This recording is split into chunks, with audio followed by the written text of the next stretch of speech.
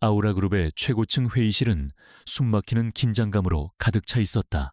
거대한 마호가니 테이블을 둘러싼 이들은 모두 대한민국 재계를 움직이는 거물들이었지만 그들의 시선은 오직 한 사람, 테이블 상석에 앉은 젊은 여성에게로 향해 있었다.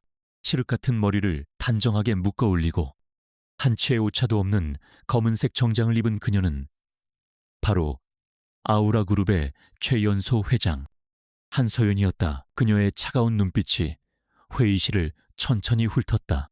방금 전 그녀의 숙부이자 그룹의 부회장인 박태민이 제기한 신규 리조트 사업 안건에 대한 반대 의견으로 인해 분위기는 얼음장처럼 차가워진 상태였다. 회장님, 재고해 주십시오. 지금 같은 불경기에 수조 원이 투입되는 프로젝트는 너무 위험 부담이 큽니다. 주주들의 반발도 만만치 않을 겁니다. 박태민은 심히 우려된다는 듯한 표정을 지으며 말했다. 그의 목소리에는 서연을 위하는 듯한 교활함이 묻어 있었다. 하지만 서연은 그의 속내를 꿰뚫어보고 있었다. 7년 전 아버지가 갑작스러운 사고로 세상을 떠나고 그룹이 존폐의 기로에 섰을 때 가장 먼저 그녀의 경영권을 위협했던 사람이 바로 박태민이었다. 서연은 미동도 없이 노트북 화면을 가리켰다. 화면에는 향후 5년간의 관광산업 전망과 경쟁사들의 동향, 그리고 아우라그룹이 해당 사업을 통해 얻게 될 기대 수익에 대한 데이터가 빽빽하게 차 있었다. 부회장님께서 우려하시는 바는 잘 압니다. 하지만 이 자료를 보시죠.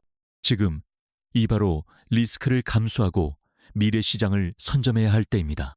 제가 제시한 데이터에 반박할 논리가 있으시다면 말씀해 주십시오. 감정적인 우려가 아닌 정확한 수치와 근거로 말입니다. 그녀의 목소리는 차갑고 단호했, 좌중을 압도하는 카리스마에 몇몇 이사들은 저도 모르게 마른 침을 삼켰다. 박태민의 얼굴이 순간 굳어졌지만 그는 곧바로 온화한 미소를 되찾았다. 역시 우리 회장님답게 철두철미하시군요.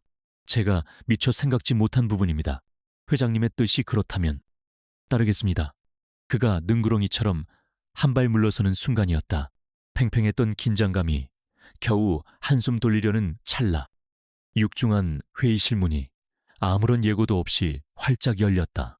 모든 사람의 시선이 문 쪽으로 쏠렸다. 그곳에는 단 한 번도 이 자리에서 볼 것이라고 예상치 못했던 남자가 서 있었다. 강지훈, 7년 전 서연의 약혼자였으나 그녀의 아버지가 돌아가신 바로 그날 한마디 말도 없이 한국을 떠나버렸던 남자. 아우라, 그룹의 유력한 후계자 중 한 명이었지만 모든 것을 버리고 사라졌던 남자. 그가 지금 마치 전설 속 인물처럼 모두의 앞에 나타난 것이다. 7년이라는 시간은 그를 완전히 다른 사람으로 만들어 놓았다. 과거의 부드럽고 따뜻했던 청년의 모습은 온데간데 없었다. 잘 다려진 최고급 수트, 흔들림 없는 단단한 눈빛, 그리고 온몸에서 뿜어져 나오는 압도적인 존재감은 그가 지난 7년간 평범한 삶을 살지 않았음을 증명하고 있었다. 실리콘밸리에서 IT 기업을 일으켜 단숨에 억만장자가 되었다는 풍문이 사실임을 그의 모습 자체가 말해주고 있었다. 회의실의 모든 이들이 충격과 혼란 속에서 아무 말도 하지 못하고 있을 때 강지훈이 천천히 안으로 들어섰다. 그런데 그의 곁에는 그의 큰 손을 꼭 잡고 있는 작은 아이가 있었다. 대여섯 살쯤 되어 보이는 사내 아이였. 아이는 낯선 환경에 긴장한 듯 지훈의 뒤에 몸을 반쯤 숨긴 채 동그란 눈으로 회의실 안을 두리번거렸다. 강지훈은 수많은 이사들과 임원들을 없는 사람처럼 지나쳐 똑바로 한서연에게로 걸어갔다. 그의 발걸음 소리가 정적을 깨고 회의실 전체에 무겁게 울려 퍼졌다. 그는 마침내 서연의 앞에 멈춰섰다. 둘 사이의 거리는 불과 몇 걸음. 7년이라는 세월이 그 짧은 공간을 아득하게 만들고 있었다. 서연은 얼음처럼 굳어 있었다. 그녀의 심장이 발밑으로 곤두박질 치는 것 같았다. 지난 7년간 그녀는 강지훈이라는 이름을 머릿속에서 완전히 지웠다고 생각했다. 배신감과 상실감, 원망을 차가운 이성으로 덮어버리고 오직 아우라 그룹을 지키는 것에만 몰두하며 살아왔다. 그런데 그가, 모든 상처의 근원인 그가 지금 눈앞에 서 있었다. 여긴 무슨 일이죠? 강지훈 씨, 서연은 간신히 목소리를 쥐어짰다. 그녀의 목소리는 스스로 듣기에도 놀라울 정도로 차갑고 안정적이었다. 하지만 테이블 아래에서 그녀가 가늘게 떨리는 손을 꽉 움켜쥐고 있다는 사실을 아는 사람은 아무도 없었다. 강지우는 그녀의 질문에 대답하는 대신 곁에 있는 아이를 앞으로 살짝 이끌었다. 아이는 여전히 불안한 눈빛으로 서연을 올려다보았다. 이상하게도 아이의 얼굴 어딘가에서 익숙한 느낌이 들었다. 강지훈이 입을 열었다. 그의 목소리는 낮고 단단했으며 회의실의 모든 사람이 들을 수 있을 만큼 명확했다. 한서연 회장. 그는 더 이상 7년 전처럼 다정하게 그녀의 이름을 부르지 않았다. 그리고 다음 순간 그는 회의실 전체를, 아니 대한민국 재계 전체를 뒤흔들 폭탄을 던졌다. 이 아이, 당신 아들입니다. 정적이 흘렀다. 아니, 정적이라는 표현으로는 부족했다. 시간과 공간이 통째로 얼어붙은 듯했다. 사람들은 숨쉬는 것조차 잊었다. 그들의 눈은 강지훈과 아이, 그리고 한서연 사이를 미친 듯이 오갔다. 당신 아들입니다. 그 한마디가 서연의 뇌리를 수만 번 반복해서 맴돌았다. 마치 거대한 망치로 머리를 얻어맞은 듯한 충격이었다. 그녀가 지난 7년간 필사적으로 쌓아올린 얼음 성벽에 거대한 균열이 생기며 와르르 무너져 내리는 소리가 들리는 듯했다. 그녀의 흔들리는 시선이 아이에게로 향했다. 아이는 겁을 먹은 듯 지훈의 다리에 더욱 바싹 기댔다. 아이의 까만 눈동자가 서연의 눈과 마주쳤다. 그 순간 서연은 숨을 헙 들이마셨다. 아이의 눈매, 오똑한 콧날, 곧게 다문 입술, 그 모든 것이 거울을 보는 것처럼 자신과 그리고 7년 전의 강지훈과 닮아 있었다. 말도 안 돼. 누군가 낮은 목소리로 중얼거렸다. 그 목소리를 시작으로 회의실은 술렁이기 시작했다. 수군거림이 파도처럼 번져나갔다. 아우라 그룹의 철혈의 여왕, 얼음공주라 불리던 한서연 회장에게 숨겨둔 아들이 있었다니. 그것도 7년 전 사라졌던 약혼자가 데리고 나타나다니. 이것은 단순한 스캔들이 아니었다. 그룹의 경영권 자체를 뒤흔들 수 있는 메가톤급 스캔들이었다. 박태민의 눈이 교활하게 빛났다. 그는 가장 충격을 받은 척 걱정스러운 얼굴로 자리에서 일어났다. 지훈군, 이게 도대체 무슨 말인가? 아무리 그래도 어떻게 이런 공식적인 자리에서 서연이한테 이럴 수가 있나? 그는 서연의 편을 드는 것처럼 보였지만 그의 행동은 오히려 사람들의 의심과 호기심에 불을 지피는 꼴이었다. 하지만 강지훈은 박태민에게는 눈길조차 주지 않았다. 그의 시선은 오직 한서연에게만 고정되어 있었다. 그의 눈빛은 복잡미묘했. 원망도, 분노도, 그렇다고 애정도 아닌 그저 모든 것을 체념한 듯한 깊고 어두운 심연과도 같았다. 자세한 이야기는 나중에 따로 하지. 하지만 이 아이가 당신 아들이라는 사실은 변하지 않아. 그 말을 끝으로 강지훈은 아이의 손을 잡고 몸을 돌렸다. 마치 자신의 임무는 끝났다는 듯이. 잠깐만요. 서연이 자신도 모르게 외쳤다. 그녀의 목소리가 심하게 떨리고 있었다. 이게 도대체 무슨 소리예요? 설명해봐요. 강지훈 씨, 이게 무슨 장난이에요? 그녀의 외침에도 강지훈은 멈추지 않았다. 그는 회의실을 나서는 마지막 순간 서연을 향해 고개를 돌렸다. 그리고 아주 작은 목소리로, 하지만 서연에게는 천둥처럼 들리는 한마디를 남겼다. 장난이었으면 좋겠군. 나도. 쾅. 회의실 문이 닫혔다. 강지훈과 아이는 폭풍처럼 나타났다가 폭풍처럼 사라졌다. 하지만 그들이 남기고 간 거대한 파장은 이제 막 시작되고 있었다. 서연은 온몸에 힘이 빠져나가는 것을 느끼며 의자에 주저앉았다. 회의실 안은 온갖 추측과 험담으로 아수라장이 되어 있었다. 기자들에게 어떻게 연락이 갔는지. 벌써 회사 로비에는 수십 명의 기자들이 몰려들고 있다는 보고가 들어왔다. 주가는 폭락하기 시작할 것이고 이사회는 분열될 것이다. 그리고 박태민은 이 기회를 절대 놓치지 않을 것이다. 하지만 그 순간 서연의 머릿속에는 오직 한 가지 생각뿐이었다. 내 아들이라고 7년 전 그날 밤 아버지의 장례식장에서 슬픔과 약에 취해 모든 것을 잃어버렸던 그 끔찍한 밤의 기억이 희미하게 떠오르려 했다. 그녀는 필사적으로 고개를 저었다. 아니야. 그럴 리가 없어. 차가운 이성으로 무장했던 아우라그룹의 회장 한서연의 세계가 7년 만에 돌아온 한 남자와 그가 데려온 작은 아이로 인해 송두리째 흔들리고 있었다. 강지훈이 남긴 폭탄 선언의 후폭풍은 생각보다 훨씬 더 거셌다. 그가 떠난 회의실은 그야말로 아수라장이었다. 이사들은 삼삼오오 모여 믿을 수 없다는 듯 수군거렸고 몇몇은 대놓고 서연을 향해 의심과 비난이 뒤섞인 눈초리를 보냈다. 7년간 철옹성처럼 아우라그룹을 지켜온 젊은 회장의 가장 은밀하고 치명적인 약점이 만천하에 드러난 순간이었다. 모두 조용히 하세요. 얼음장처럼 차가운 서연의 목소리가 혼란스러운 회의실을 갈랐다. 방금 전까지 금방이라도 무너질 것처럼 위태로워 보였던 그녀는 온데간데 없었다. 언제나처럼 그녀는 아우라그룹의 절대적인 지배자 한서연 회장의 얼굴을 하고 있었다. 오늘 회의는 이상입니다. 이 시간 이후로 오늘 이 자리에서 있었던 일에 대해 외부와 접촉하거나 언론에 유포하는 자는 그 누구를 막론하고 그룹의 명예를 실추시킨 죄를 물어 엄중히 처벌할 것입니다.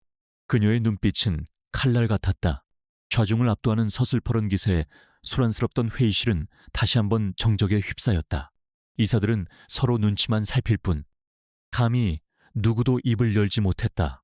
김비서, 서연이 나지막이 부르자 문과에서 대기하고 있던 충직한 김비서가 즉시 다가왔다. 오늘자로 모든 임원진의 통화 기록 및 외부 접촉 내역을 감찰하세요.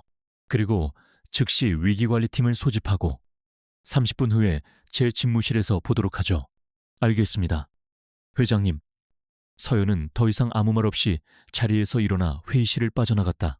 그녀가 지나가는 길은 마치 모세의 기적처럼 갈라졌다. 그 누구도 감히 그녀의 앞을 막아서거나 말을 걸지 못했다. 오직 한 사람, 박태민 부회장만이 걱정스러운 표정으로 그녀의 뒤를 따랐다. 서연아, 괜찮은 것이냐? 이게 도대체 무슨... 걱정 마세요. 숙부님. 서연은 뒤도 돌아보지 않고 그의 말을 잘랐다. 제 일은 제가 알아서 처리합니다. 숙부님께서는 그저 동요하는 이사님들이나 잘 다독여 주십시오. 그룹이 흔들려서는 안 되니까요. 그녀의 목소리에는 은은한 경고가 담겨 있었다.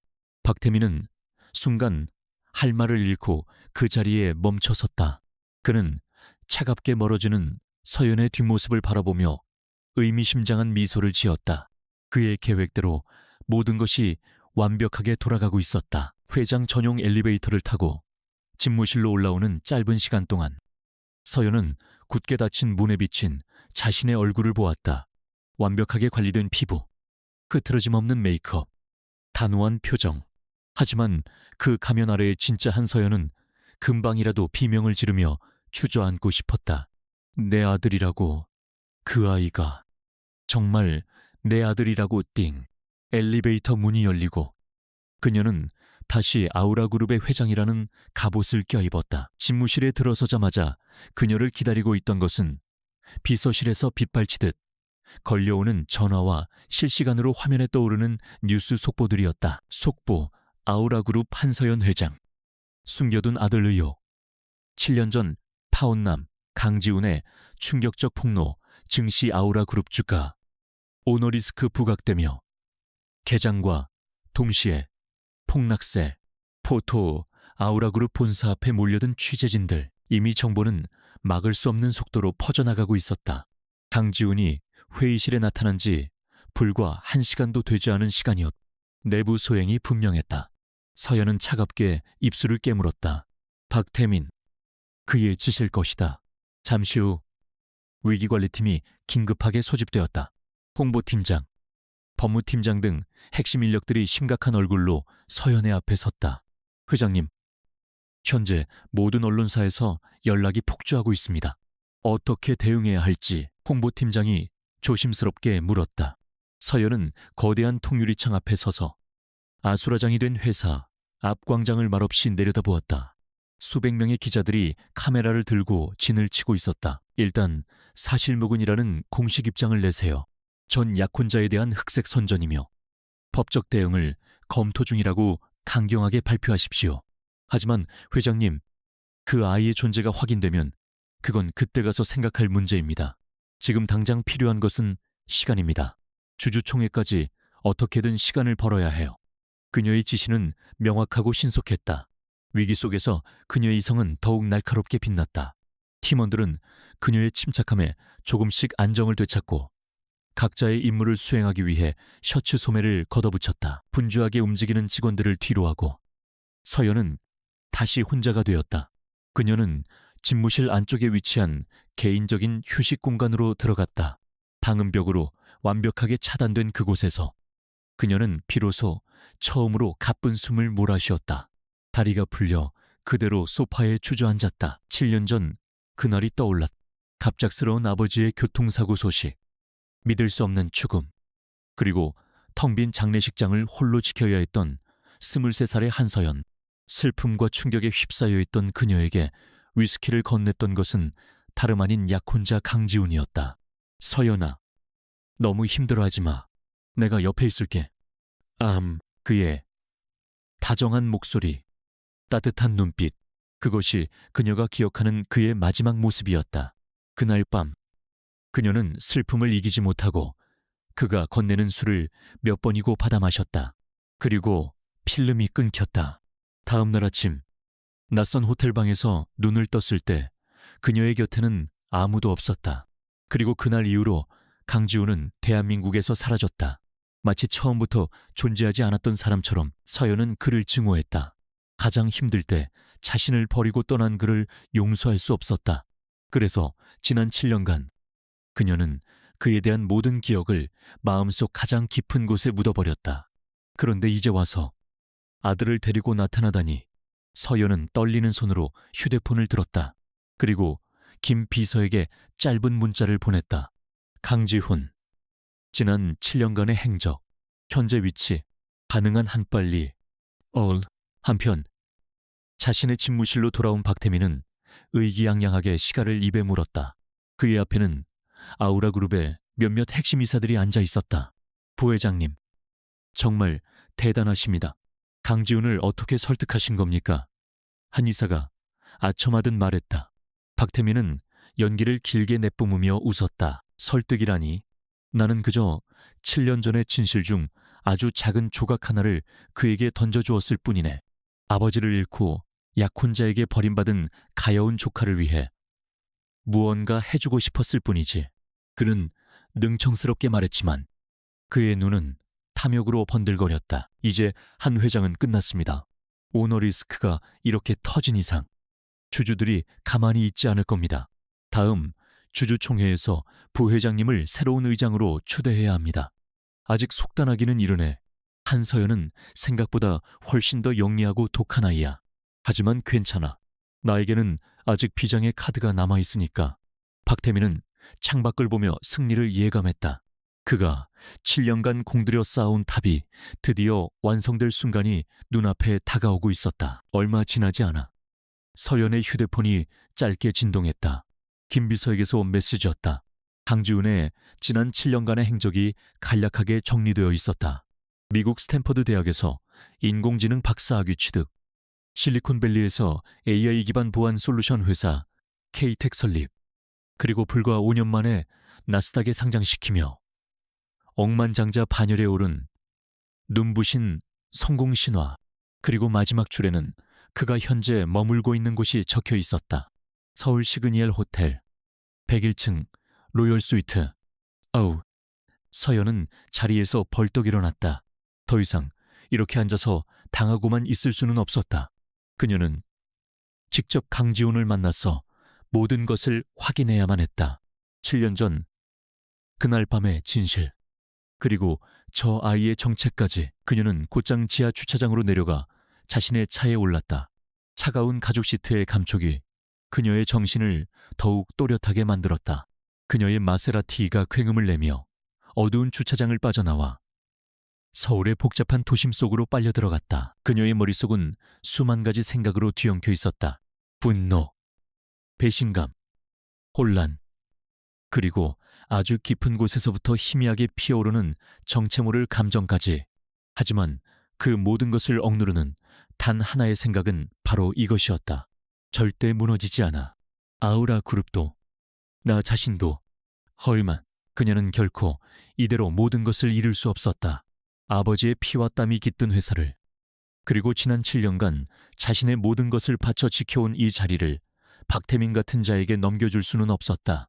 그러기 위해서 그녀는 강지훈이라는 태풍의 눈으로 직접 걸어 들어가야만 했다. 시그니엘 호텔 101층 로열 스위트의 문은 서연이 배를 누르기도 전에 열렸다.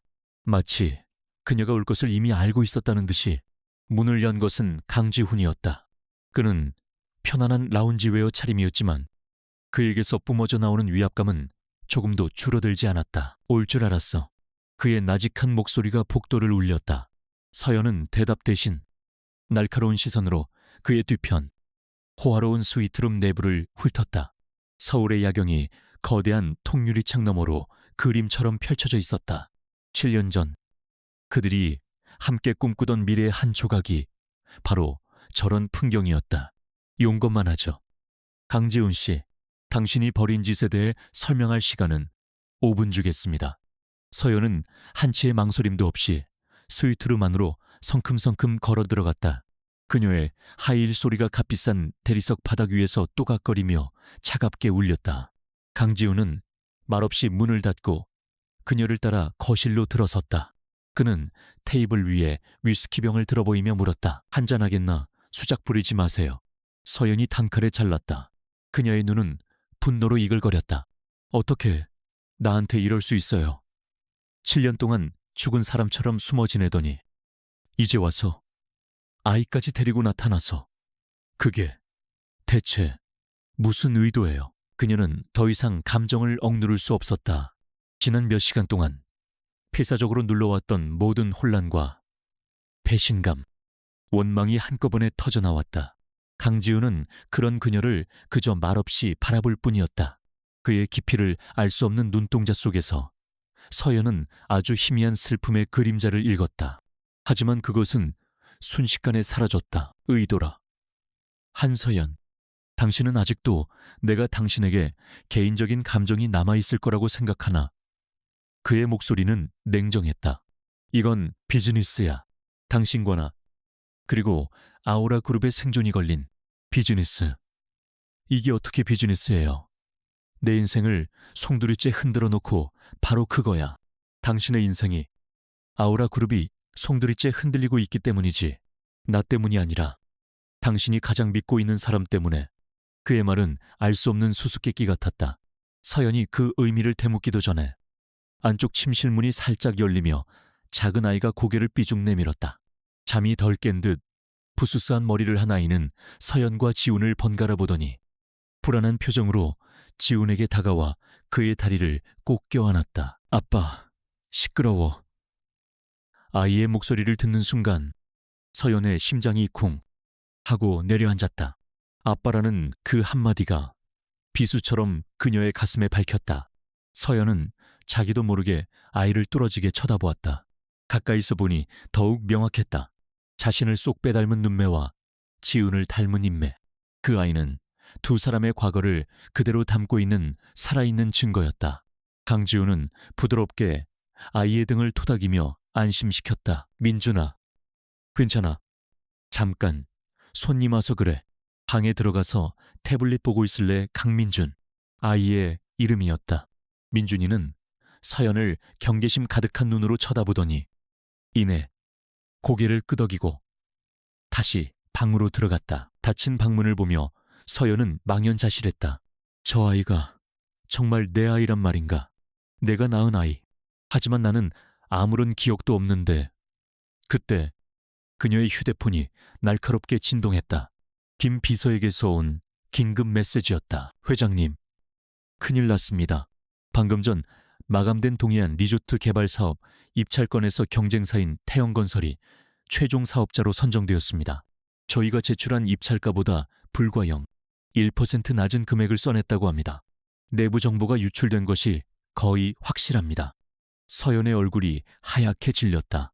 동해안 리조트 사업은 오늘 이사회에서 논란이 되었던 바로 그 프로젝트였다. 아우라 그룹의 미래 성장을 위해 반드시 따내야만 하는 그녀가 지난 1년간 공들여온 사업이었다. 그런데 입찰 정보가 유출되었다니 그것도 이렇게 정교하게. 역시 시작됐군. 휴대폰 화면을 보고 굳어버린 서연을 보며 강지훈이 나지막이 말했다. 당신이 회의실에서 자리를 비운 그 짧은 시간 안에 벌어진 일이야. 우연일까? 서연은 고개를 들어 그를 노려보았다. 당신이 꾸민 짓이죠. 나를 혼란스럽게 만들고 뒤로는 이런 공작을 벌인 거 아니에요. 내가 강지훈은 어이가 없다는 듯 헛웃음을 쳤다. 한서연, 아직도 상황 파악이 안 되나? 당신의 진짜 적은 내가 아니야. 언제나 당신 곁에서 인자한 미소를 짓고 있는 그 남자지. 당신의 숙부, 박태민 부회장. 말도 안 돼 숙부님은. 7년 전 당신 아버지가 돌아가신 교통사고, 단순한 빗길 사고였다고 생각하나 강지훈이 한 걸음 다가서며 목소리를 낮췄다. 그의 눈빛이 섬뜩할 정도로 진지했다. 그 사고 현장에서 사라진 블랙박스, 갑자기 말을 바꾼 목격자, 그리고 그 모든 사건을 너무나도 깔끔하게 처리했던 담당 형사. 그 형사가 2년 뒤에 어떻게 됐는지 알아? 박태민 부회장의 자금 지원을 받아서 강남에 으리으리한 법무법인을 차렸어. 서연은 숨을 쉴 수가 없었다. 강지훈이 하는 말은 그녀가 단 한 번도 의심해 본 적 없는 과거의 진실을 뿌리부터 뒤흔들고 있었다. 내가 왜 7년 전에 떠났는지 알아? 박태민이 나에게 누명을 씌웠기 때문이야. 당신 아버지를 죽게 만든 뺑소니 차량의 운전자로 나를 지목했어. 증거는 얼마든지 조작할 수 있다고 협박하면서 당신과 갓 태어난 아이를 지키고 싶으면 모든 걸 버리고 조용히 사라지라고 했지. 충격적인 진실이 연이어 터져나왔다. 서연은 휘청거리는 몸을 간신히 소파에 기댔다. 머릿속이 하얘졌다. 아버지가 사고로 돌아가신 것이 아니라고, 강지훈이 자신을 버린 게 아니라고, 이 모든 것이 박태민의 계략이었다고. 왜 이제 와서 이런 말을 하는 거죠?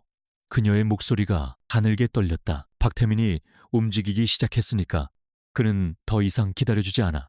오늘 당신에게 숨겨진 아들 스캔들을 터뜨린 것은 시작에 불과해. 그는 그걸 빌미로 당신을 회장 자리에서 끌어내리고 아우라그룹을 통째로 삼킬 생각이야. 동해안 리조트 건이 바로 그 신호탄이고. 강지훈은 서연의 앞으로 다가와 그녀를 똑바로 내려다보았다. 한서연, 우리는 지금 같은 적을 눈앞에 두고 있어. 당신 혼자서는 절대 박태민을 이길 수 없어. 그가 7년간 그룹 내부에 심어놓은 썩은 뿌리가 얼마나 깊은지 당신은 상상도 못할 테니. 그는 서연에게 손을 내밀었다. 그것은 위로나 화해의 손길이 아니었다. 생존을 위한 제안이었다. 손을 잡자. 이건 당신을 위한 것도 나를 위한 것도 아니야. 민준이를 위한 거야. 그리고 당신 아버지가 목숨과 맞받고 지키려 했던 아우라 그룹을 위한 거지. 힘을 합쳐서 박태민을 끌어내리고 7년 전의 진실을 밝혀내는 거야. 그 후에 당신과 나의 문제는 그때 가서 해결해도 늦지 않아. 서연은 그의 내민 손과 그의 얼굴을 번갈아 보았다. 그녀의 머릿속에서 수만 가지 생각이 충돌했다. 7년간 쌓아온 그에 대한 원망과 증오, 그리고 방금 들은 충격적인 진실 사이에서 그녀는 길을 잃었다. 하지만 그녀는 아우라그룹의 회장이었다. 어떤 상황에서도 가장 이성적이고 합리적인 판단을 내려야 하는 자리. 지금 이 순간 감정에 휘둘릴 때가 아니었다. 입찰 정보 유출은 명백한 사실이었고 박태민의 위협은 현실이었다. 그리고 강지훈의 말이 사실이라면 그녀는 지난 7년간 가장 위험한 적을 바로 곁에 두고 있었던 셈이다. 서연은 천천히 자리에서 일어났다. 그녀는 강지훈이 내민 손을 잡지 않았다. 대신 그녀는 그의 눈을 똑바로 마주보며 말했다. 좋아요. 하지만 이건 동맹이 아니라 거래예요. 박태민 부회장을 몰아내고 그룹을 지키기 위한 임시적인 파트너십일 뿐입니다. 그녀의 목소리에는 다시 예전의 냉정함이 돌아와 있었다. 그리고 아이 문제, 민준이에 대한 모든 진실을 하나도 빠짐없이 나에게 설명해야 할 거예요. 이건 거래 조건입니다. 강지훈은 희미하게 미소를 지었다. 그가 알던 한서연이 돌아온 순간이었다. 물론이지. 내가 아는 모든 것을 당신에게 말해주지. 그렇게 두 사람 사이에 위태롭고도 절박한 상처투성이의 연대가 맺어졌다. 스위트룸의 거대한 창밖으로 펼쳐진 서울의 야경은 아무 일 없다는 듯 화려하게 빛나고 있었지만 그 불빛 아래에서 대한민국 재계를 뒤흔들 거대한 전쟁의 서막이 조용히 오르고 있었다. 강지훈과 한서연의 위태로운 동맹이 시작된 다음 날, 두 사람은 시그니엘 호텔의 로열 스위트룸을 임시전쟁 지휘본부로 삼았다. 거대한 거실 테이블 위에는 지난 7년간 강지훈이 홀로 모아온 자료들과 서연이 밤새 김 비서를 통해 확보한 아우라 그룹의 내부 정보들이 어지럽게 널려 있었다. 과거와 현재의 조각들이 마주한 현장이었다. 이 사람이 최정식 경위, 당시 아버지 사고를 담당했던 형사입니다. 서연이 태블릿 PC 화면에 떠있는 한 남자의 사진을 가리켰다. 평범해 보이는 중년 남성이었지만 그의 이력은 평범하지 않았다. 강지훈 씨 말대로 그는 사건 종결 2년 뒤에 경찰복을 벗고 법무법인 정진을 설립했어요. 설립 자본금 20억. 평생 경찰 월급만 받던 사람으로서는 절대 불가능한 금액이죠. 서연의 목소리는 얼음처럼 차가웠지만 그녀의 눈동자는 복잡한 감정으로 미세하게 흔들리고 있었다. 아버지의 죽음에 대한 진실에 한 걸음 다가설수록 그녀가 믿어왔던 세상이 무너져 내리는 고통을 감내해야 했다. 강지훈은 맞은편 소파에 앉아 또 다른 서류 뭉치를 넘기고 있었다. 내가 미국에서 해커를 고용해 뒷조사를 해봤어. 법무법인 정진의 초기 자금은 스위스에 있는 페이퍼 컴퍼니를 통해 들어왔더군. 그리고 그 페이퍼 컴퍼니의 소유주를 추적해보니 막다른 길에 부딪혔어. 아주 교묘하게 자금 세탁을 해놔서 더는 파고들 수가 없었지. 그의 말에 서연은 즉시 노트북을 자신 쪽으로 돌려 타이핑을 시작했다.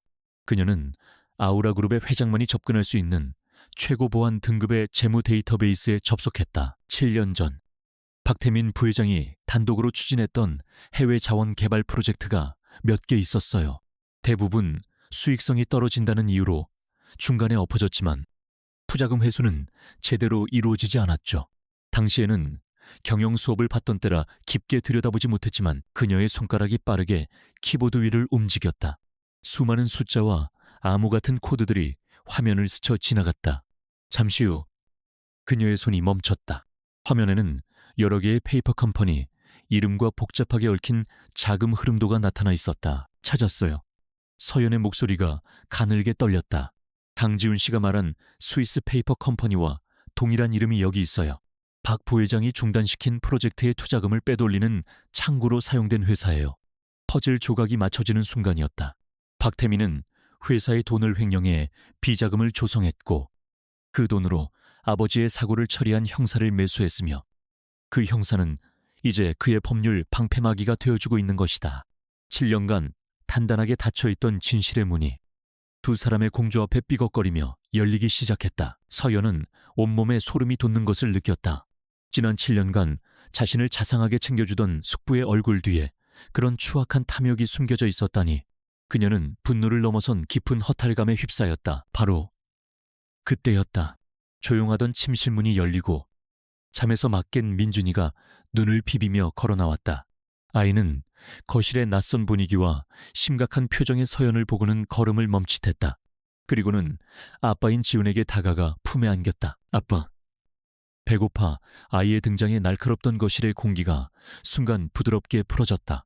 강지훈은 아이를 무릎에 앉히고 다정하게 머리를 쓰다듬었다. 우리 민준이 일어났어. 룸서비스 시켜줄게. 뭐 먹고 싶어. 두 부자의 다정한 모습을 서연은 아무 말 없이 바라보았다. 머릿속으로는 박태민에 대한 분노와 배신감이 들끓었지만 눈앞의 광경은 그녀의 마음을 다른 방향으로 이끌었다. 저 아이, 자신의 핏줄일지도 모르는 아이. 7년의 시간 동안 저 아이는 저렇게 아빠의 손에서 자라왔다. 그 시간 동안 자신은 무엇을 하고 있었나? 서연은 자신도 모르게 민준이에게서 눈을 뗄 수 없었다. 아이가 무심코 손가락을 깨무는 버릇, 집중할 때 살짝 미간을 찌푸리는 표정, 그것은 모두 그녀 자신이 가진 누구에게도 말한 적 없는 작은 습관들이었다. 유전자의 힘이란 이토록 무서운 것인가? 잠시 후 룸서비스로 주문한 음식이 도착했다. 강지훈은 민준이를 위해 팬케이크를 작은 조각으로 잘라주었다. 민준이는 포크를 들고 팬케이크를 먹다가 문득 고개를 들어 맞은편에 앉은 서연을 빤히 쳐다보았다. 서연은 아이의 시선에 어떻게 반응해야 할지 몰라 그저 굳은 표정으로 앉아 있었다. 아이와 어떻게 교감해야 하는지 그녀는 배운 적이 없었다. 그녀의 세계에는 오직 비즈니스와 전략, 그리고 승리만이 존재했기 때문이다. 민준이가 작은 입을 열었다. 아줌마는 왜 안 먹어요?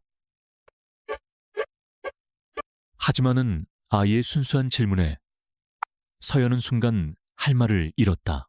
아줌마라는 호칭이 낯설면서도 아프게 다가왔다. 난 괜찮아. 배에 안 고파.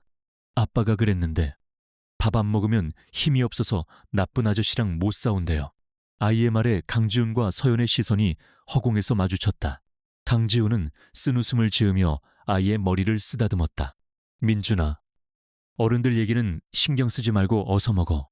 하지만 서연은 아이의 말에서 눈을 뗄 수가 없었다.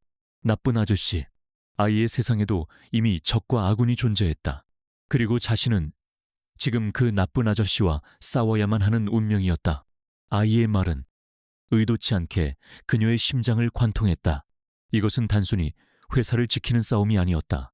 어쩌면 저 아이의 미래를 지키기 위한 싸움일지도 모른다. 그녀는 자리에서 일어나 민준이의 옆으로 다가갔다. 그리고는 조심스럽게 물었다.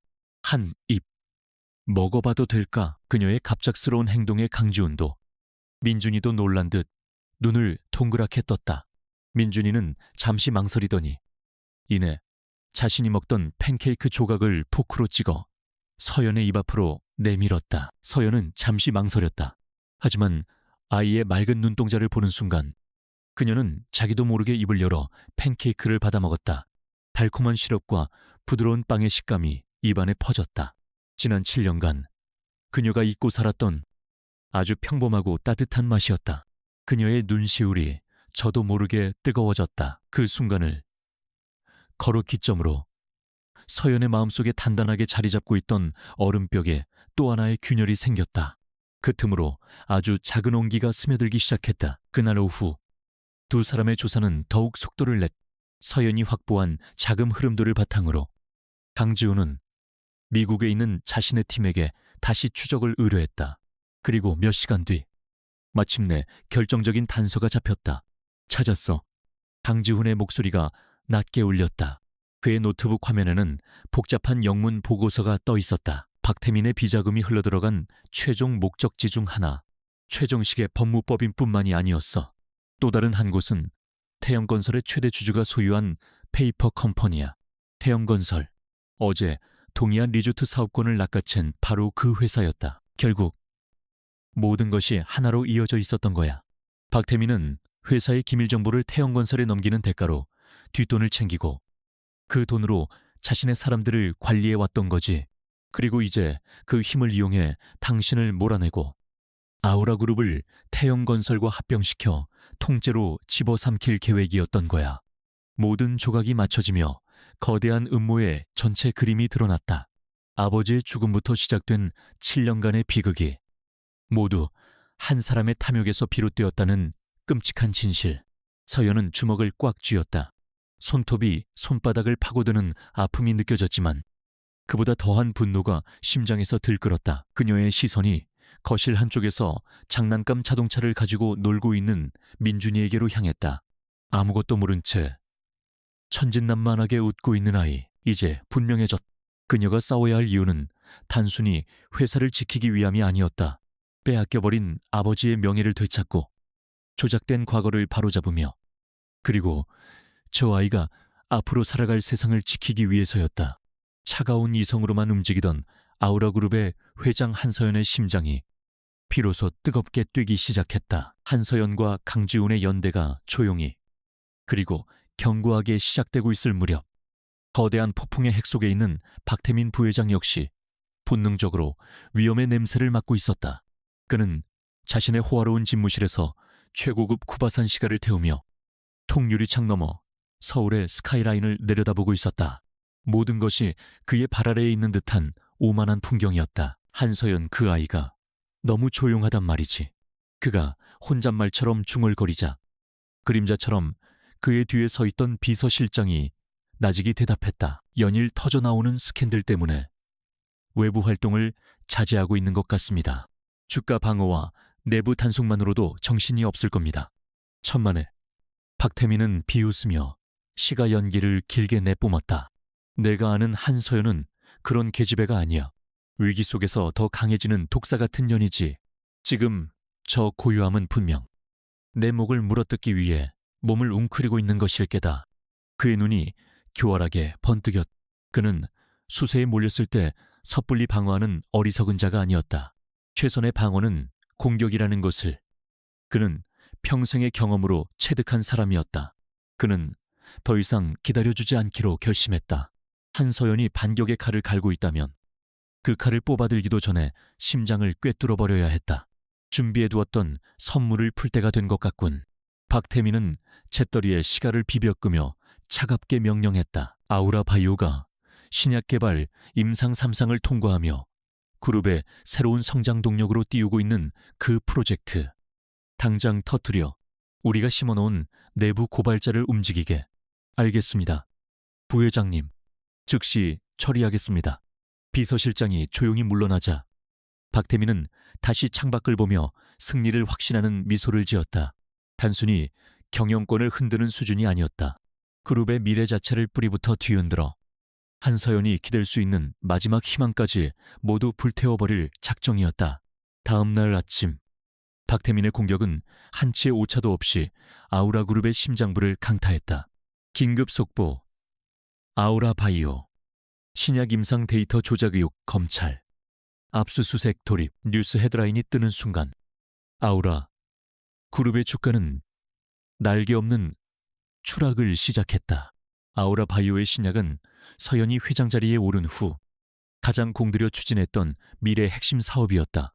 이것이 무너진다는 것은 그룹의 미래 성장 동력 하나가 통째로 사라짐을 의미했다. 한서연의 집무실은 그야말로 전쟁터였다.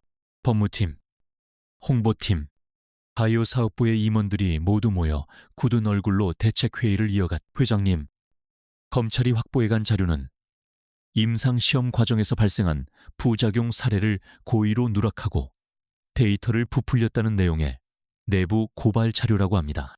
법무팀장이 침통한 목소리로 보고했다. 말도 안 됩니다.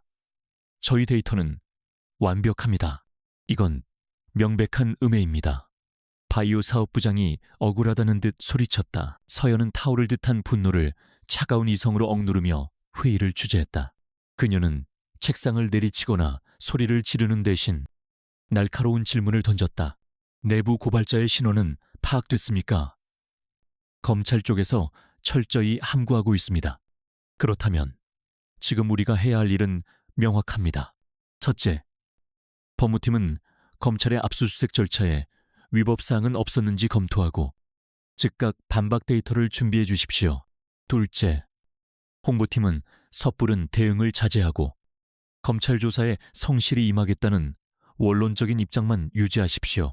셋째, 바이오 사업부는 동요하지 말고 기존의 업무를 정상적으로 진행해 주십시오. 이럴 때일수록 우리가 흔들리는 모습을 보여서는 안 됩니다. 그녀의 지시는 혼란 속에서도 한 줄기 빛처럼 명료했. 임원들은 그녀의 침착하고 단호한 모습에 조금씩 안정을 되찾고 각자의 자리로 돌아가 분주하게 움직이기 시작했다. 모두가 떠나고 텅 빈 집무실에 홀로 남은 서연은 그제야 참았던 숨을 길게 내쉬었다. 그녀는 휘청거리는 몸을 이끌고 창가로 다가갔다. 박태민, 그의 소행임이 분명했다. 그는 이제 가면을 벗어던지고 본격적으로 그녀의 숨통을 조여오기 시작했다. 어떻게 해야 하지?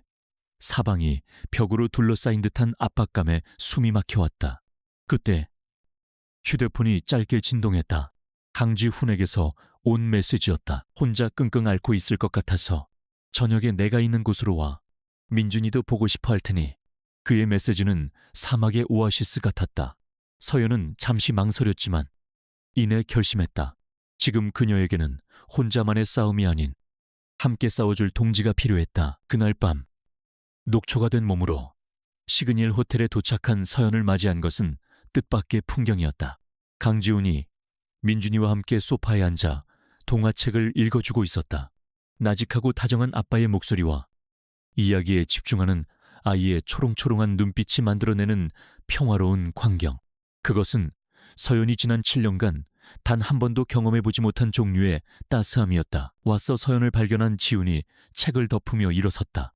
민준이도 고개를 돌려 그녀를 보더니 수줍게 웃으며 손을 흔들었다.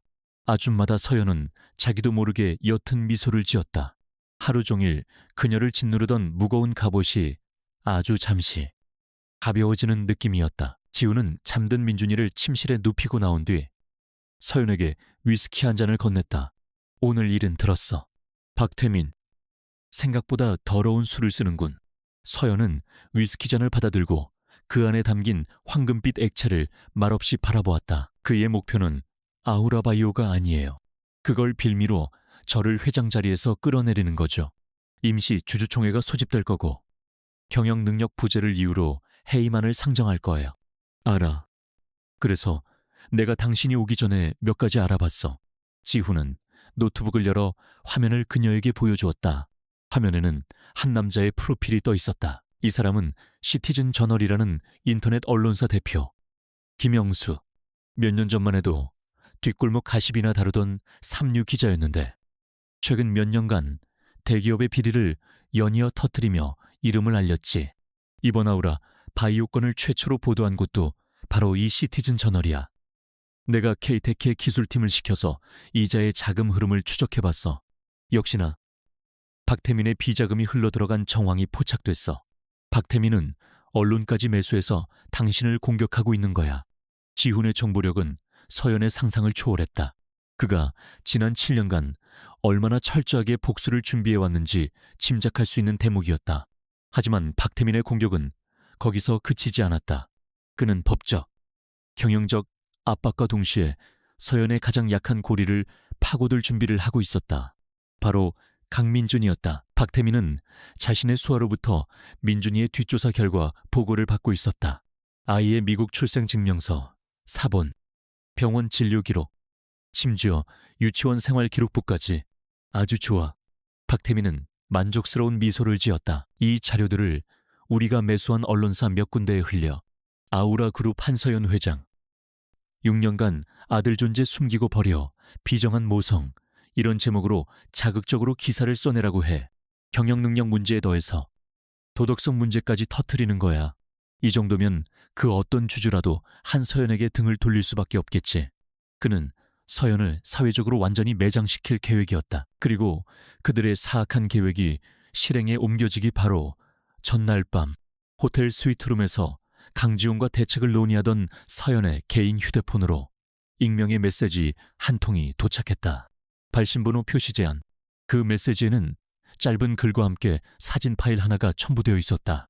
당신 아들 참 귀엽더군. 미국 유치원에서도 인기가 많았나 봐. 사진을 클릭하는 순간 서연의 심장이 얼어붙었다.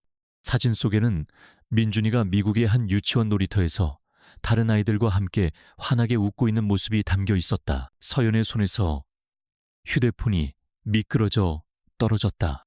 온몸의 피가 차갑게 식는 느낌이었다. 이것은 단순한 정보 유출이 아니었다. 박태민이 이제 아이까지 직접적인 공격의 대상으로 삼겠다는 잔인하고 노골적인 선전포고였다. 모든 것을 파괴하겠다는 적의 분명한 의지를 확인한 순간 서연의 눈동자에서 두려움이 사라지고 그 자리를 맹렬한 분노와 차가운 결의가 가득 채웠다. 바닥에 떨어진 휴대폰이 내는 차가운 금속성, 소음이 호텔 스위트룸의 정적을 갈랐다. 한서연은 그 자리에 얼어붙은 듯 서 있었다. 그녀의 눈은 더 이상 휴대폰 화면을 향하고 있지 않았지만 사진 속에서 천진난만하게 웃고 있던 민준이의 모습은 잔인한 낙인처럼 그녀의 망막에 새겨져 있었다. 서연아, 왜 그래? 그녀의 창백한 얼굴을 본 강지훈이 다급하게 다가와 그녀의 어깨를 붙잡았다. 서연은 기계적으로 손을 들어 바닥을 가리켰다. 지훈은 의아한 표정으로 휴대폰을 집어들었다. 그리고 화면에 떠있는 사진과 메시지를 확인하는 순간 그의 얼굴에서 모든 부드러움이 사라졌다. 그 자리를 대신한 것은 지독하게 차갑고 살벌한 분노였다. 감히 내 아들을 건드려. 그의 목소리는 낮았지만 그 안에 담긴 분노의 무게는 스위트룸 전체의 공기를 얼려버릴 듯했다. 7년 전 박태민의 협박에 모든 것을 버리고 떠나야 했을 때도 그는 이렇게까지 분노하지 않았다. 하지만 지금 박태민은 넘어서는 안 될 선을 넘었다.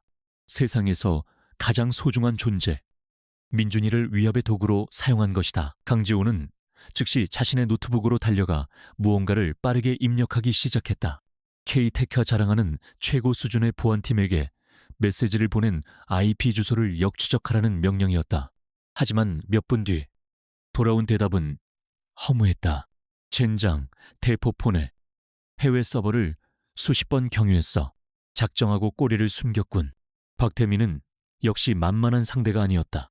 그는 자신의 흔적을 완벽하게 지우는 법을 아는 교활한 뱀이었다. 서연은 어느새 정신을 차리고 있었다. 두려움은 분노로, 분노는 이제 차가운 결의로 변해 있었다. 그녀는 떨리는 손으로 위스키 잔을 들어 단숨에 비웠다. 독한 액체가 목을 태우고 내려갔지만 오히려 정신이 더욱 맑아지는 느낌이었다. 이건 박태민의 선전포고예요. 우리에게 반격할 기회조차 주지 않고 사회적으로나 도덕적으로나 완전히 매장시켜버리겠다는 뜻이죠. 그녀의 목소리는 놀랍게도 침착했다. 위기 속에서 더욱 강해지는 그녀의 본성이 발현되는 순간이었다. 그가 언론에 민준이의 신상 정보를 터뜨리기 전에 우리가 먼저 움직여야 해요. 하지만 증거가 부족해. 비자금 흐름이나 정황 증거만으로는 그 늙은 여우를 끌어내릴 수 없어요. 그의 목에 칼을 꽂을 수 있는 단 한 방의 결정적인 증거가 필요해요. 하지만 그 결정적인 증거는 어디에 있는가? 7년이라는 시간은 너무나도 많은 진실을 풍화시켜버렸다. 두 사람은 막다른 길에 다다른 듯한 절망감에 휩싸였다. 박태민이 쳐놓은 거대한 거미줄의 한가운데서 시간은 야속하게 그들의 편이 아니었다. 바로 그 시각, 서울에서 한참 떨어진 남쪽의 작은 항구 도시, 낡고 허름한 횟집의 TV에서는 연일아우라 그룹의 스캔들에 대한 뉴스가 흘러나오고 있었다.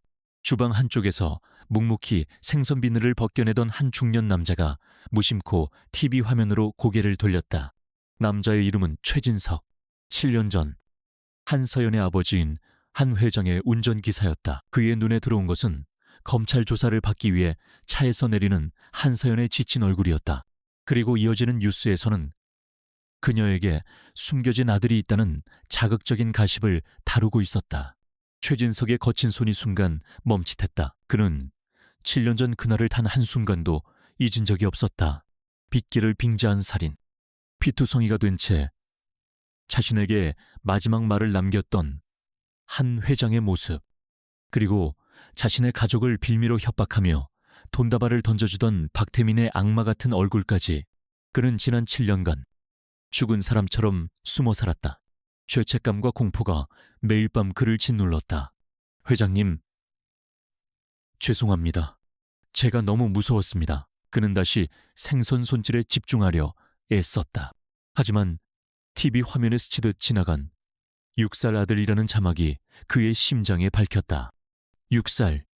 그렇다면 그 아이는 회장님이 돌아가시던 바로 그 무렵에 태어난 아이였다.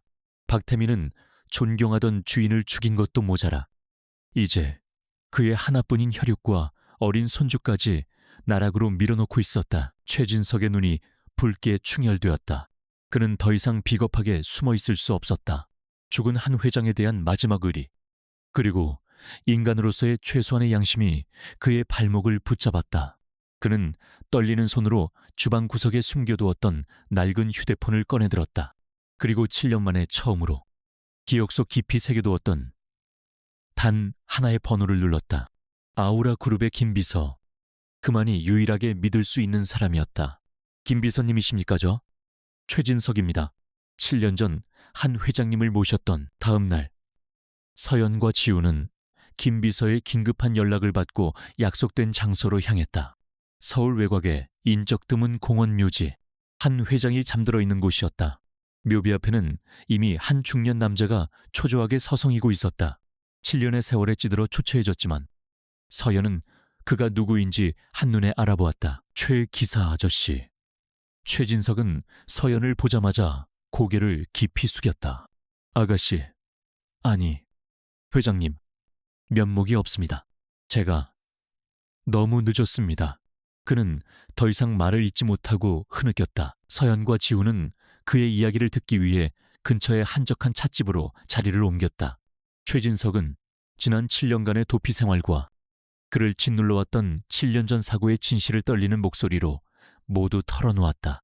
계획된 사고, 박태민의 협박, 그리고 사라진 블랙박스. 그날 회장님께서는 사고 직전에 박 부회장과의 대화를 녹음하고 계셨습니다. 중요한 대화는 항상 녹음해서 증거로 남겨두시는 습관이 있으셨거든요. 최진석의 말에 서연과 지훈의 눈이 번뜩였다.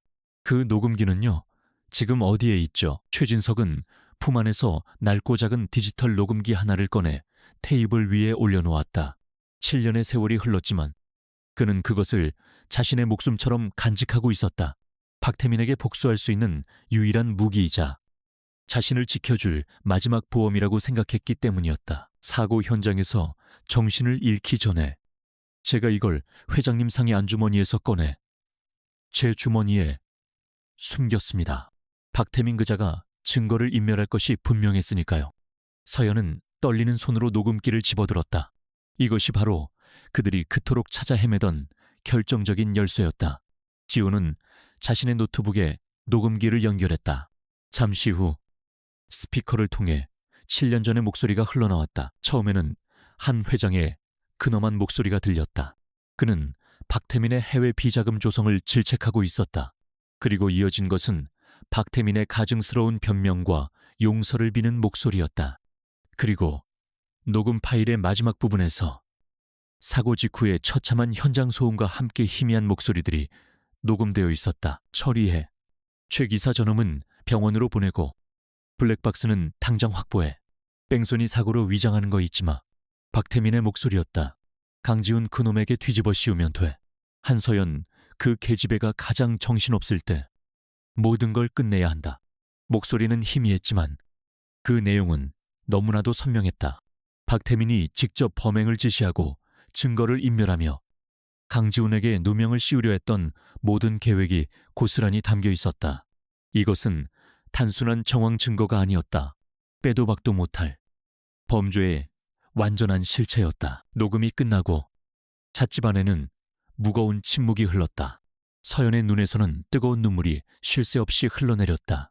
아버지의 마지막 순간, 그리고 그 죽음 뒤에 감춰졌던 추악한 진실을 마주한 슬픔과 분노가 뒤섞인 눈물이었다. 강지훈은 말없이 그녀의 어깨를 감싸 안았다.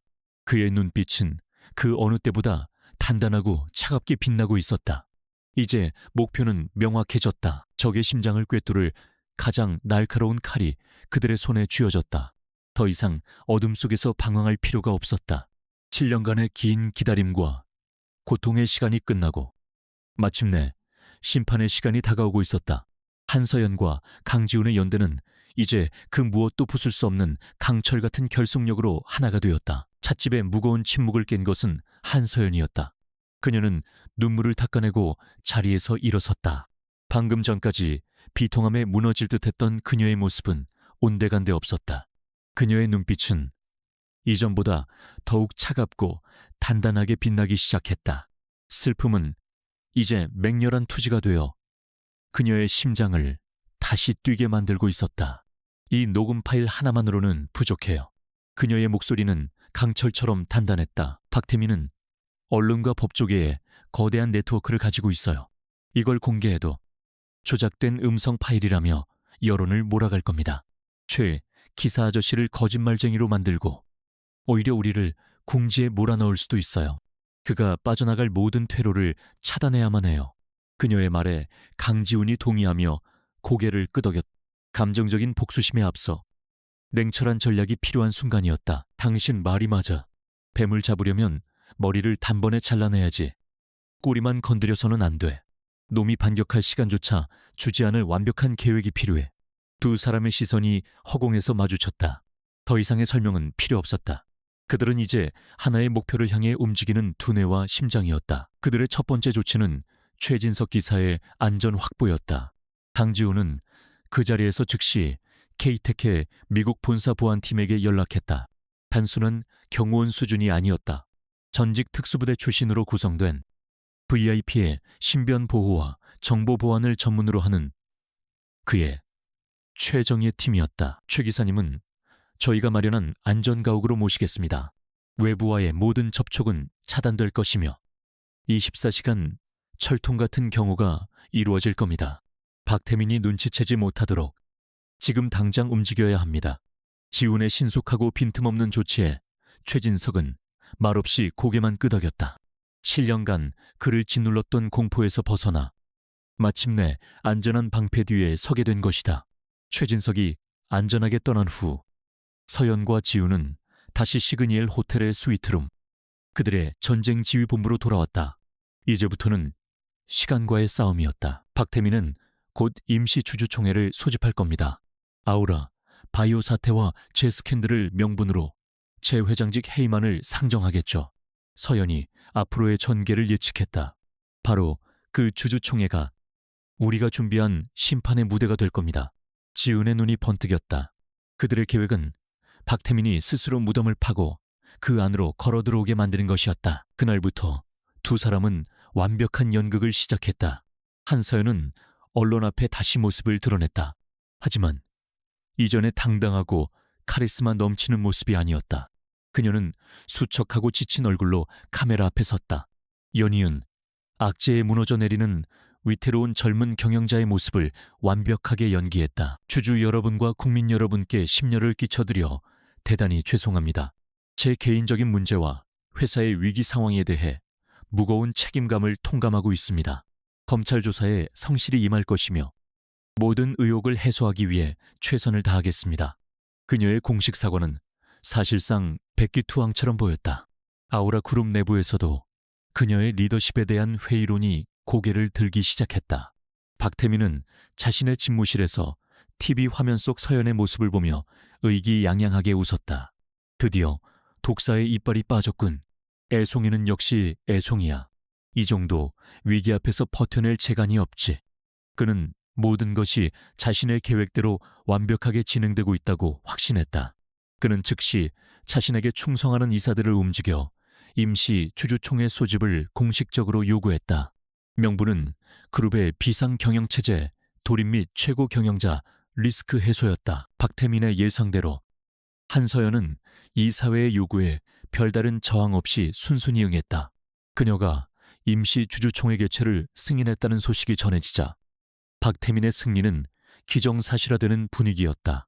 하지만 무대 뒤편에서는 아무도 상상하지 못할 거대한 반격이 치밀하게 준비되고 있었다. 서연은 박태민의 시선을 자신에게 고정시킨 채 뒤로는 김 비서를 통해 그룹 내부의 모든 비리, 자료를 긁어모았다.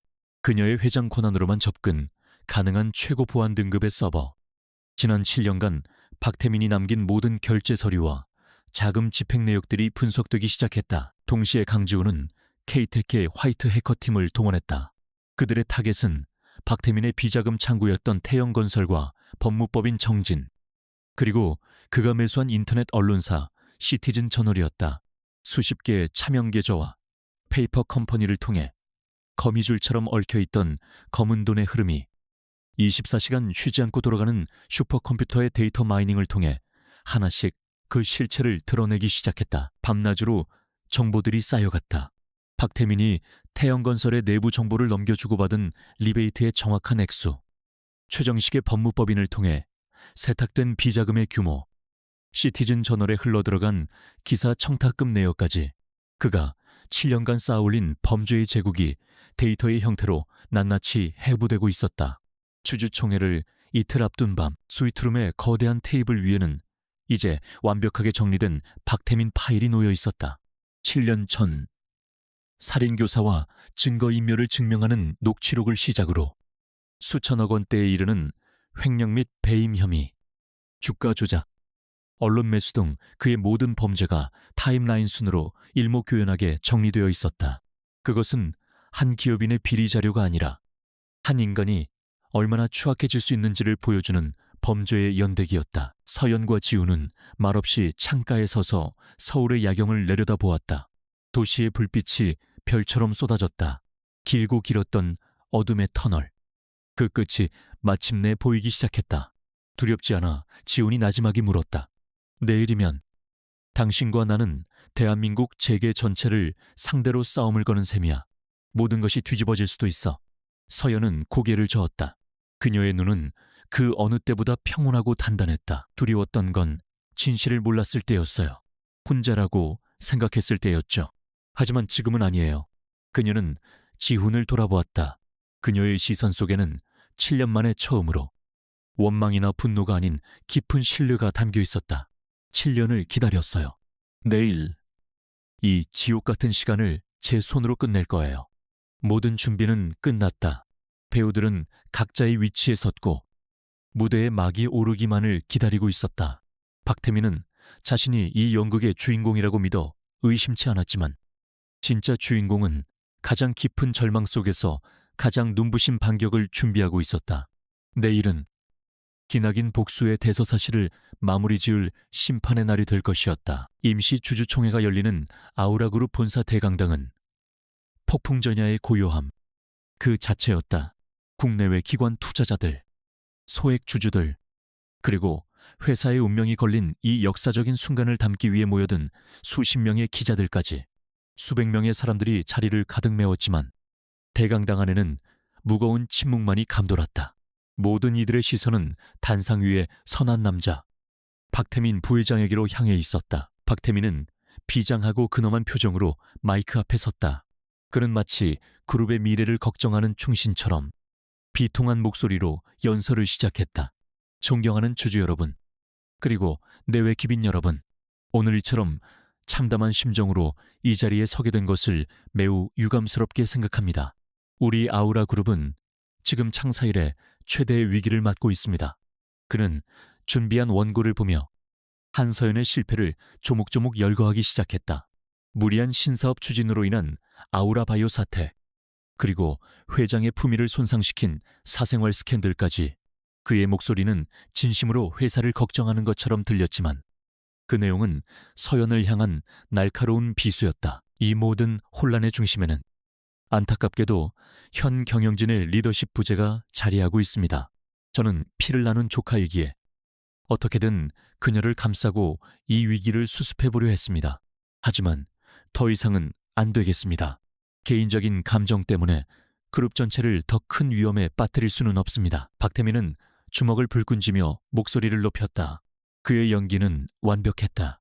좌중은 술렁이기 시작했고 많은 주주들이 공감한다는 듯 고개를 끄덕였다. 단상 한쪽에 앉아있는 한서연은 창백한 얼굴로 고개를 숙인 채 이 모든 광경을 묵묵히 지켜보고 있었다. 그녀는 아무런 반박도 변명도 하지 않았다.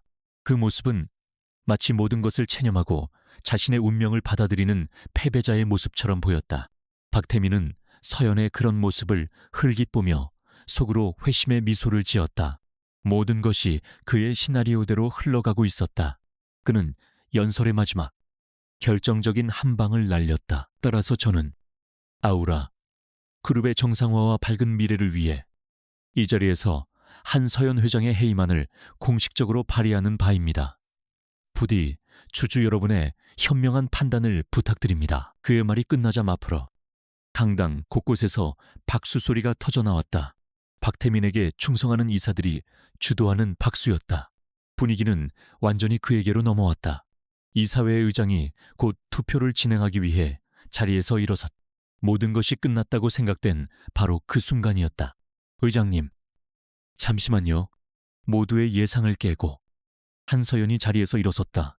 그녀의 목소리는 놀랍도록 차갑고 안정적이었다.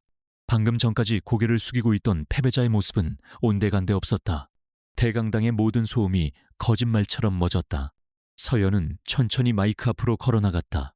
이 자리에서 물러나기 전에 주주 여러분께 마지막으로 보여드리고 싶은 것이 있습니다. 그녀는 객석 한쪽에 조용히 앉아있던 강지훈을 향해 눈짓했다.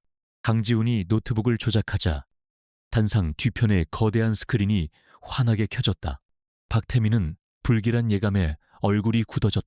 제가 회장으로 취임하기 전 지난 7년간 아우라그룹의 재무제표도에서 무슨 일이 있었는지 그 진실을 말입니다.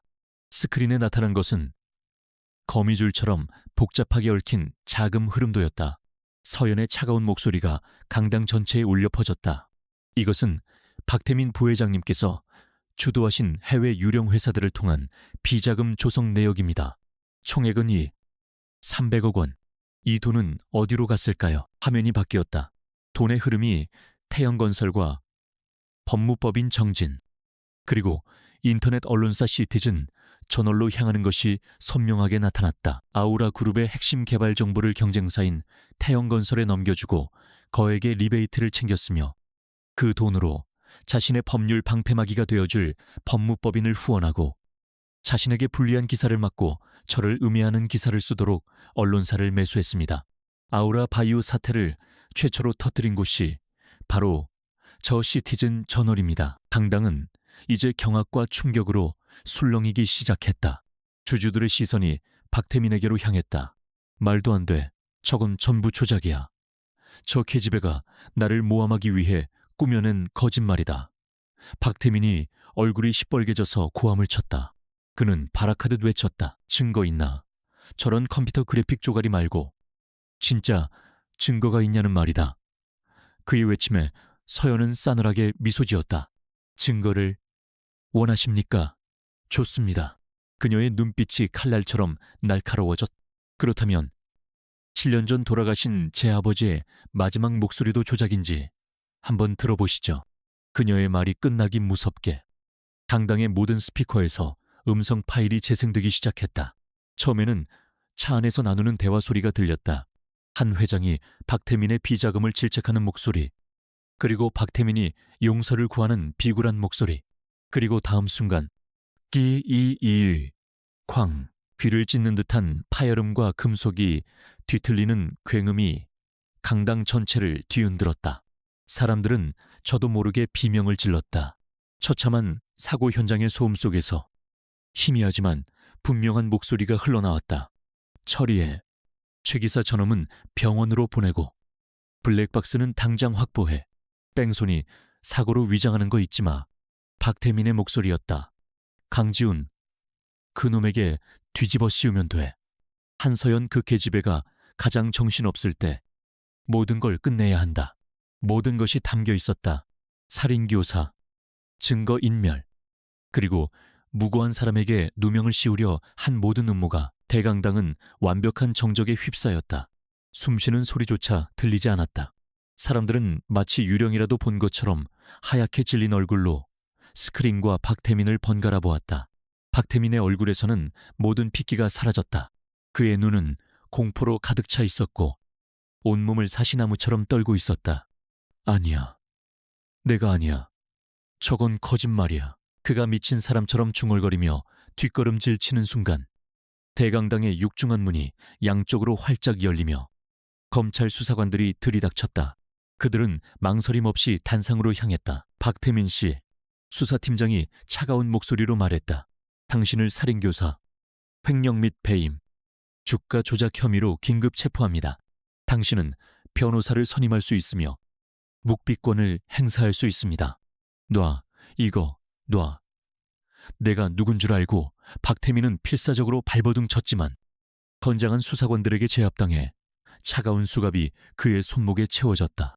기자들의 카메라 플래시가 미친 듯이 터져나왔다.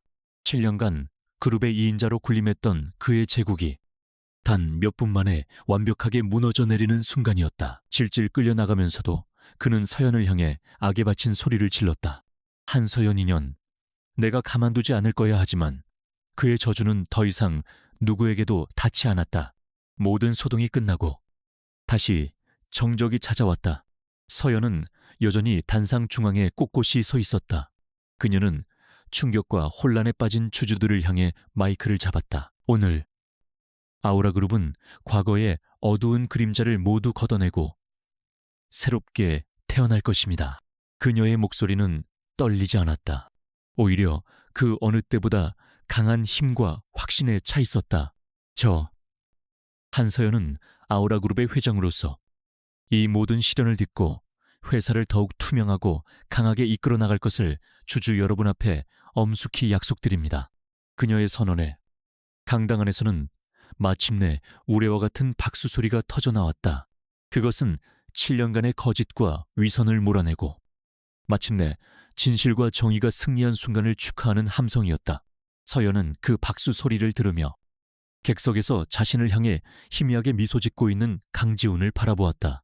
길고 길었던 전쟁이 드디어 끝났다. 박태민이 수갑을 찬 채 끌려나간 후에도 주주총회장의 열기는 쉽게 가라앉지 않았다.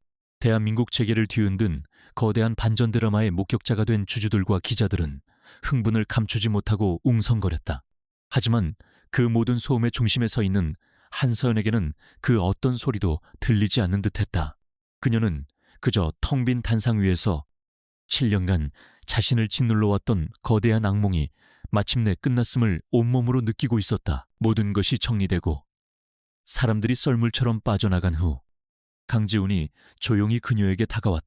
그는 아무 말 없이 따뜻한 온기가 남아있는 캔커피를 그녀의 손에 쥐어주었다. 고생했어. 그의 나직한 한마디에 굳건하던 서연의 어깨가 아주 미세하게 떨렸다. 지난 며칠간, 아니 지난 7년간 단 한순간도 놓을 수 없었던 긴장의 끈이 비로소 탁 하고 끊어지는 느낌이었다. 그날 이후 아우라 그룹은 거대한 경랑에 휩싸였다. 박태민의 비리 사건은 연일 언론에 헤드라인을 장식했고 그의 밑에서 부역했던 임원들은 줄줄이 검찰 조사를 받았다.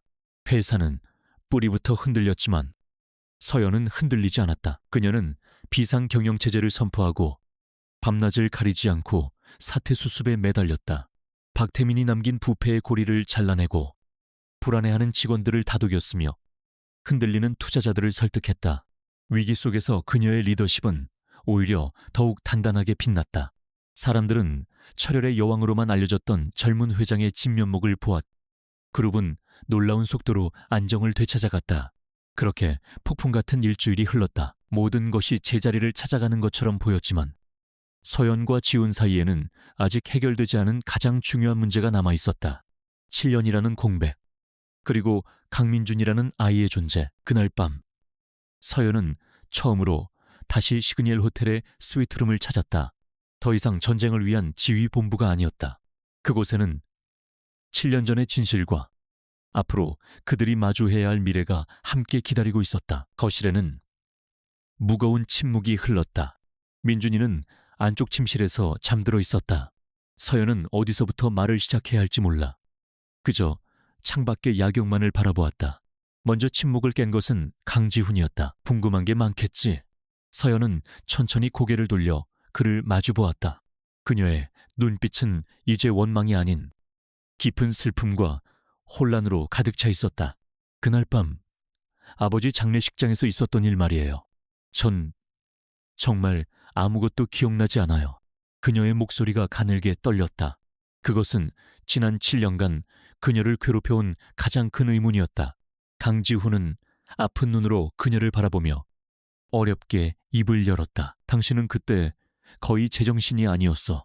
슬픔과 충격으로 완전히 무너져 있었지. 며칠째 잠도 제대로 못 자고 아무것도 먹지 못했으니까.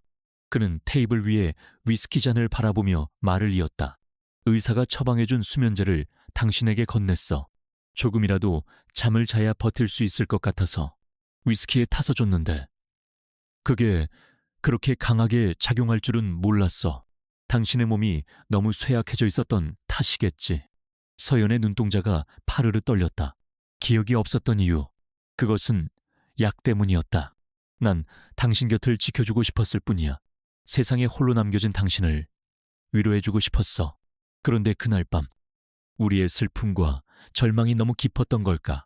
모든 것이 그렇게 돌이킬 수 없이 흘러가 버렸어. 그의 목소리에는 깊은 자책감이 묻어 있었다. 그것은 계획된 행동이 아닌 서로의 상처를 보듬으려 했던 두 젊은 영혼의 위태로운 순간이었다. 내가 한국을 떠나고 한 달쯤 지났을 때였어. 박태민이 보낸 사람에게서 연락이 왔지. 당신이 임신했다는 사실과 함께 만약 내가 다시 한국 땅을 밟거나 당신에게 연락을 취하면 당신과 뱃속의 아이까지 모두 위험해질 거라고 협박했어. 그 아이가 내 아이라는 사실을 빌미로 당신을 회장 자리에서 끌어내리고 그룹을 차지할 무기로 삼겠다고 했지. 서연은 숨을 쉴 수가 없었다. 모든 조각들이 맞춰지고 있었다. 그가 왜 그렇게 흔적도 없이 사라져야만 했는지, 왜 아이를 혼자 키워야만 했는지, 그래서 당신은 혼자서 당신을 지키는 길은 그것뿐이라고 생각했어. 내가 사라져야만 당신이 안전할 수 있다고. 그리고 민준이가 태어났을 때 난 결심했어. 박태민의 손이 닿지 않는 곳에서 내가 이 아이를 반드시 지켜내겠다고. 그리고 언젠가 모든 것을 되돌려 놓을 힘을 키워서 돌아오겠다고. 7년의 시간이 그의 목소리에 담겨 있었다. 홀로 아이를 키우며 복수를 계획하고 성공을 위해 달려왔던 한 남자의 고독하고 처절했던 세월. 서연의 눈에서 뜨거운 눈물이 흘러내렸다. 7년간 그를 향했던 원망과 증오가 눈물과 함께 씻겨 내려가는 듯했다. 그 자리를 채운 것은 미안함과 고마움, 그리고 말로 다 표현할 수 없는 아픔이었다. 왜 나한테 진작 말하지 않았어요? 이렇게 힘들게 혼자서 모든 걸 짊어질 필요 없었잖아요. 그녀의 원망 섞인 절규에 강지우는 마침내 그녀에게 다가가 떨리는 그녀의 어깨를 감싸 안았다. 미안해. 정말 미안해. 서연아, 당신에게 7년이라는 아픈 시간을 주게 해서. 서연은 그의 품에 안겨 아이처럼 서럽게 울었다. 7년 만에 처음으로 누군가에게 기대어보는 순간이었다. 얼음처럼 차가웠던 그녀의 심장이 그의 따뜻한 체온에 조금씩 녹아내리고 있었다. 한참을 울던 그녀가 겨우 진정했을 때 침실문이 살짝 열리며 잠이 깬 민준이가 졸린 눈으로 걸어 나왔다. 아빠. 아이는 울고 있는 서연과 그녀를 안고 있는 아빠를 번갈아 보며 어리둥절한 표정을 지었다. 서연은 황급히 눈물을 닦고 아이를 바라보았다. 이전과는 완전히 다른 시선이었다. 애틋함과 미안함, 그리고 이제껏 느껴보지 못했던 뜨거운 모성애가 그녀의 심장을 가득 채웠다. 그녀는 천천히 아이의 앞으로 다가가 몸을 낮춰 눈을 맞췄다. 민준아, 그녀의 목소리가 떨렸다. 민준이는 낯선 감정을 느낀 듯 잠시 망설이다가 서연을 향해 작은 입을 열었다. 엄마 아이의 입에서 나온 그 한마디, 그것은 7년의 오해와 아픔을 녹여내고 잃어버렸던 시간을 이어주는 가장 따뜻하고 눈부신 단어였다. 서연은 더 이상 참지 못하고 민준이를 품에 가득 끌어안았다. 아이의 작고 따뜻한 체온이 그녀의 온몸으로 퍼져나갔다. 강지우는 두 사람의 모습을 세상에서 가장 소중한 보물을 바라보는 듯한 눈으로 말없이 지켜보고 있었다. 과거의 모든 진실이 밝혀지고 상처가 아물기 시작한 밤, 세 사람은 비로소 하나의 가족이라는 이름으로 서로를 마주하게 되었다. 7년간의 기나긴 겨울이 끝나고 그들의 시간에도 마침내 상처 입은 봄이 찾아오고 있었다. 아직은 서툴고 어색하지만 새로운 시작을 향한 희망이 그들 사이에 조용히 피어나고 있었다. 몇 달 후, 서울의 스카이라인이 한눈에 내려다 보이는 아우라 그룹 회장실. 한서연은 거대한 통유리창 앞에 서서 분주하게 움직이는 도시의 풍경을 바라보고 있었다. 몇 달 전, 이곳에서 느꼈던 숨막히는 압박감과 위태로움은 이제 온데간데 없었다. 그녀의 표정은 그 어느 때보다 평온하고 자신감으로 가득 차 있었다. 박태민과 그의 세력들이 몰락한 후 아우라 그룹은 한동안 거센 후폭풍에 시달렸다. 하지만 위기 속에서 한서연의 리더십은 더욱 강하게 빛을 발했다. 그녀는 과감한 인적 쇄신과 투명 경영을 선포했고 흔들리던 조직을 빠르게 재정비했다. 아우라 바이오 사태는 데이터 조작이 아닌 박태민 측이 심어놓은 내부 고발자의 악의적인 음해였음이 밝혀졌고 신약은 마침내 식약처의 최종 허가를 받아 그룹의 새로운 역사를 써 내려가기 시작했다. 추락했던 주가는 연일 최고치를 경신하며 화려하게 부활했다. 사람들은 더 이상 그녀를 얼음 여왕이라 부르지 않았다.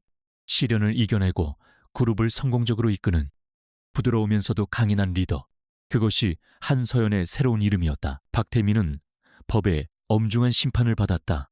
살인교사, 수천억 원대의 횡령 및 배임 등 그의 모든 죄가 인정되어 법정 최고형인 무기징역을 선고받았다. 7년간 쌓아 올렸던 탐욕의 제국은 그렇게 허무하게 막을 내렸다. 똑똑. 노크 소리와 함께 김 비서가 들어왔다. 회장님, 오후 미팅 스케줄입니다. 알겠어요. 그런데 김 비서님, 오늘 저녁 약속은 그대로죠?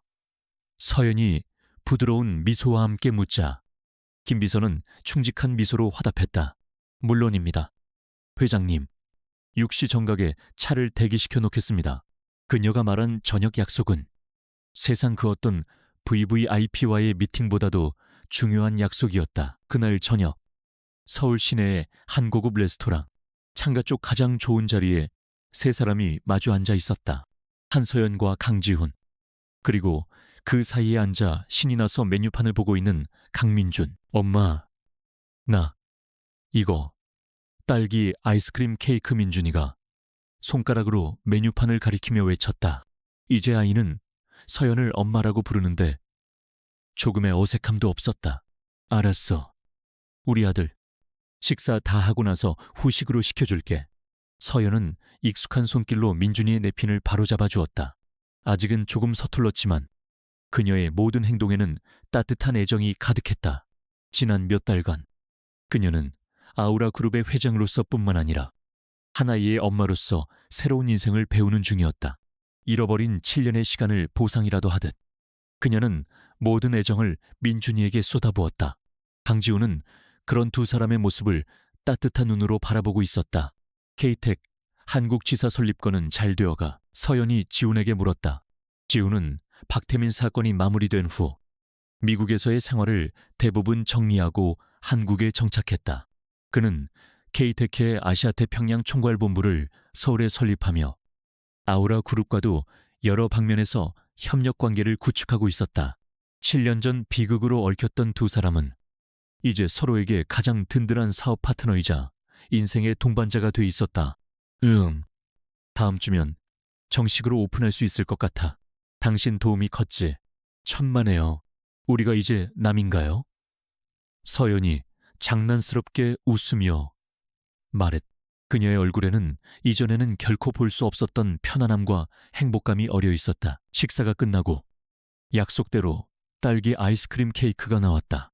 민준이는 세상을 다 가진 듯 행복한 표정으로 케이크를 먹었다. 서연은 그런 아이의 입가에 묻은 크림을 손수 닦아주었다. 그 평범하고도 소중한 순간을 바라보던 지훈이 나지막이 입을 열었다. 서연아. 행복해. 그의 갑작스러운 질문에 서연은 잠시 아이를 닦아주던 손길을 멈췄다. 그녀는 고개를 들어 지훈을 바라보았다. 그의 눈에는 지난 세월의 모든 아픔과 미안함, 그리고 지금 이 순간의 행복이 모두 담겨 있었다. 서연은 대답 대신 세상에서 가장 환한 미소를 지어 보였다. 행복해요. 내 인생에서 지금이 가장. 그 미소 하나로 모든 것이 충분했다. 7년의 오해와 증오, 목숨을 건 싸움과 처절했던 진실 규명, 그 모든 고통스러운 시간들은 바로 지금 이 순간의 행복을 위한 기나긴 여정이었을지도 모른다. 레스토랑에서 나온 세 사람은 한강 공원을 천천히 걸었다. 시원한 강바람이 그들의 뺨을 스쳤다. 민준이는 서연과 지훈의 손을 양쪽에서 꼭 잡고 신나게 발을 맞춰 걸었다. 아빠, 엄마 저기 봐. 비행기다. 아이가 가리키는 밤하늘에는 멀리 공항을 향해 날아가는 비행기의 불빛이 반짝이고 있었다. 세 사람은 나란히 서서 멀어져가는 불빛을 한참 동안 바라보았다. 서연은 문득 7년 전 아버지를 잃고 세상에 홀로 남겨졌다고 생각했던 23세 사례 자신을 떠올렸다. 그녀는 아버지가 남긴 아우라라는 이름의 왕국을 지키기 위해 자신의 모든 것을 버리고 차가운 갑옷을 입어야만 했다. 그것이 자신의 운명이라고 생각했다. 하지만 이제 그녀는 알았다. 진정한 아우라는 거대한 빌딩이나 치솟는 주가가 아니라는 것을. 서로의 상처를 보듬고 함께 웃고 함께 미래를 꿈꿀 수 있는 존재. 바로 곁에 있는 이 두 사람. 자신의 가족이야말로 그녀가 평생을 바쳐 지켜내야 할 가장 눈부신 아우라라는 것을. 사랑해. 서연이 자신도 모르게 나지막이 속삭였다. 누구를 향한 말인지 특정하지 않았지만 지훈은 모든 것을 안다는 듯 그녀의 손을 더욱 힘주어 잡았다. 7년간의 길고 추웠던 겨울은 끝났다. 과거의 상처는 완전히 아무로 밤하늘의 별처럼 희미한 흔적만을 남겼다. 그리고 마침내 그들 가족에게 찾아온 새로운 계절은 세상 그 무엇보다 따뜻하고 눈부신 봄이었다. 그들의 이야기는 여기서 끝나지 않을 것이다. 어쩌면 진짜 이야기는 이제부터 시작일 테니까.